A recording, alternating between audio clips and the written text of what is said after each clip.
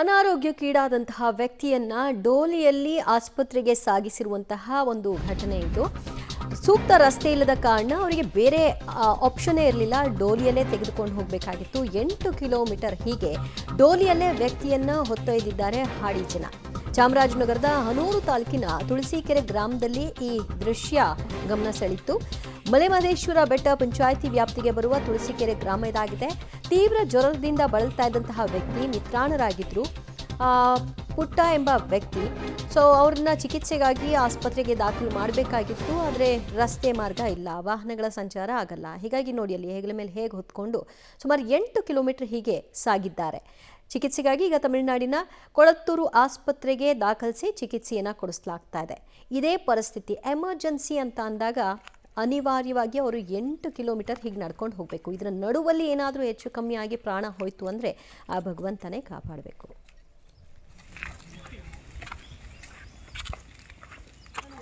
MP election ನಾವು ಬಹಿಷ್ಕಾರ ಮಾಡಬೇಕು ಅಂತೇಳಿ ಬಹಿಷ್ಕಾರ ಮಾಡಿಬಿಟ್ಟು ನಾವು ಇವತ್ತು ನಾವು ನೀವು ಎತ್ತುಕೊಂಡು ತಡ ಆದ್ದರಿಂದ ಈಗ ಪಾಪು ಸತ್ತೋಯ್ತು ಅಂತ ಕೂಡ ಹಾಸ್ಪಿಟ್ಲಲ್ಲಿ ಕೊಳತೂರಲ್ಲಿ ಹೇಳಿದ್ದಾರೆ.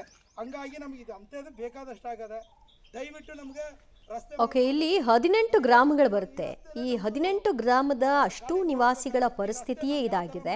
ರಸ್ತೆ ಸೇರಿ ಮೂಲಭೂತ ಸೌಕರ್ಯವನ್ನೇ ಕಲ್ಪಿಸಿಲ್ಲ. ಆದರೆ ಇವರೇನು ವೋಟ್ ಮಾಡಲ್ವಾ, ಇವರಿಗೆ ವೋಟಿಂಗ್ ಪವರ್ ಇಲ್ವಾ ಅಂತ ಅಂದರೆ ಖಂಡಿತ ಇದೆ, ಅವರು ವೋಟ್ ಮಾಡ್ತಾರೆ. ಆದರೆ ಈ ಬಾರಿ ನಾವು ಯಾವ ಚುನಾವಣೆ ಮುಂದೆ ಬಂದರೂ ಕೂಡ ಯಾವುದಕ್ಕೂ ಕೂಡ ನಾವು ಮತವನ್ನು ಹಾಕಲ್ಲ, ಬಹಿಷ್ಕಾರ ಮಾಡ್ತೀವಿ ಅಂತ ಪ್ರತಿ ಬಾರಿ ಅವರ ಆಕ್ರೋಶವನ್ನು ಹೀಗೆ ವ್ಯಕ್ತಪಡಿಸ್ತಾರೆ. ಆಗೇನೋ ಒಂದು ಸಬೂಬು ಕೊಟ್ಟು ರಸ್ತೆ ಮಾಡ್ತೀವಿ ಅಂತ ಹೇಳಿ ನಾಟಕೀಯ ಭರವಸೆಗಳನ್ನು ಕೊಟ್ಟು ರಾಜಕಾರಣಿಗಳು ಕೈ ತೊಳ್ಕೊಳ್ತಾರೆ.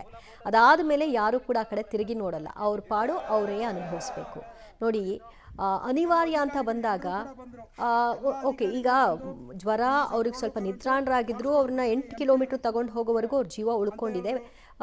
ಓಕೆ, ಇನ್ ಕೇಸ್ ಈ ಡೆಲಿವರಿ ಮತ್ತೊಂದು ಮಗದೊಂತು ಅಂತ ಅಂದಾಗ ಎಂಥ ಕೆಟ್ಟ ಸನ್ನಿವೇಶ ಇರಬೇಕು ಅನ್ನೋದನ್ನ ಕಣ್ಮುಂದೆ ಊಹೆ ಮಾಡ್ಕೊಂಡು ನೋಡಿ.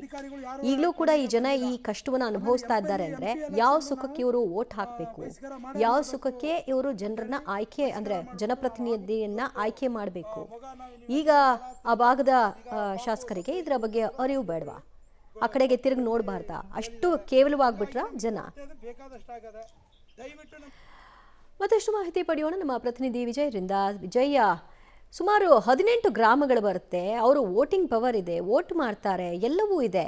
ಆದರೆ ಅವ್ರಿಗೆ ಬೇಕಾಗಿರೋ ಸೌಕರ್ಯವನ್ನು ಕಲ್ಪಿಸಲ್ಲ ಅಂತಂದ್ರೆ ಏನು ಕೊರತೆ, ಯಾಕೆ ಹೀಗೆ? ಹೌದು ದಿವ್ಯ ಜ್ಯೋತಿ, ಖಂಡಿತ ಇದು ನಿನ್ನೆ ಮೊನ್ನೆ ಸಮಸ್ಯೆ ಅಂತೂ ಅಲ್ಲ. ಇದು ಬಹಳ ವರ್ಷಗಳಿಂದ ಇರ್ತಕ್ಕಂತ ಒಂದು ಸಮಸ್ಯೆ ಅಂತ ಹೇಳ್ಬೋದು. ಸಾಕಷ್ಟು ಬಾರಿ ಸರ್ಕಾರಗಳಿಗೆ ಅಲ್ಲಿನ ಜನರು ಮನವಿಯನ್ನ ಮಾಡ್ಕೊಂಡಿರ್ತಕ್ಕಂಥದ್ದು. ಆದ್ರೆ ಇಲ್ಲಿವರೆಗೂ ಕೂಡ ಅವರ ಪರಿಸ್ಥಿತಿ ಬದಲಾಗಿಲ್ಲ ಅಂತಾನೆ ಹೇಳ್ಬೋದು. ಇಂದು ಕೂಡ ಅವರು ಯಾರಾದ್ರೂ ಅನಾರೋಗ್ಯ ಒಳಗಾದ್ರೆ ಅವರನ್ನ ಡೋಲಿಯಲ್ಲೇ ಕಟ್ಟಿ ಸಾಗಿಸಬಹುದಾದ ಒಂದು ಪರಿಸ್ಥಿತಿ ಇರ್ತಕ್ಕಂಥದ್ದು ನಾವು ಕಾಣ್ತಾ ಇದೀವಿ. ಇದು ಅನಾರೋಗ್ಯಕ್ಕೆ ಒಳಗಾದಂತ ವ್ಯಕ್ತಿಗಳಷ್ಟೇ ಅಲ್ಲ, ಗರ್ಭಿಣಿ ಸ್ತ್ರೀಯರನ್ನು ಸಾಗಿಸಿದಂತ ಅನೇಕ ಉದಾಹರಣೆಗಳು ಕೂಡ ಇರ್ತಕ್ಕಂಥದ್ದನ್ನು ನಾವು ಕಾಣ್ತಾ ಇದೀವಿ. ಮತ್ತೆ ಅವರು ಮಲೆಮಹದೇಶ್ವರ ಬೆಟ್ಟದಲ್ಲಿರ್ತಕ್ಕಂಥ ಒಂದು ಆಸ್ಪತ್ರೆಗೆ ಕರೆದೊಯ್ಯಬೇಕು, ಮತ್ತೆ ಅಲ್ಲೇ ಚಿಕಿತ್ಸೆಯನ್ನ ಕೊಡಿಸ್ಬೇಕು. ಇಲ್ಲ ಅಂದ್ರೆ ನೆರೆ ರಾಜ್ಯ ಆಗಿರ್ತಕ್ಕಂಥ ತಮಿಳುನಾಡಿಗೆ ಅವರನ್ನ ಕರ್ಕೊಂಡೋಗಿ ಚಿಕಿತ್ಸೆ ಕೊಡಿಸ್ತಕ್ಕಂಥ ಒಂದು ಪರಿಸ್ಥಿತಿ ಕೂಡ ಇರ್ತಕ್ಕಂಥದ್ದು ದಿವ್ಯ ಜ್ಯೋತಿ. ಇದೀಗ ಅದೇ ಪ್ರಕರಣದಲ್ಲಿ ಕೂಡ ಈ ರೀತಿಯಾದಂತಹ ಒಂದು ಪ್ರಕರಣ ನಡೆದಿದೆ. ಇಂಡಿಗನತ್ತ, ತೋಕೆರೆ ಸೇರಿದಂತೆ ಹಲವು ಪ್ರದೇಶಗಳಿದೆ. ಆ ಹಲವು ಪ್ರದೇಶಗಳಿಂದ ಜನರನ್ನ ಡೋಲಿಯಲ್ಲೇ ಕರ್ತಕ್ಕಂಥ ಒಂದು ಪರಿಸ್ಥಿತಿ ಇರ್ತಕ್ಕಂಥದ್ದನ್ನ ನಾವು ಕಾಣ್ತಾ ಇದೀವಿ. ಓಕೆ, ಥ್ಯಾಂಕ್ ಯು ವಿಜಯ್ ನಿಮ್ಮೆಲ್ಲ ಮಾಹಿತಿಗೆ.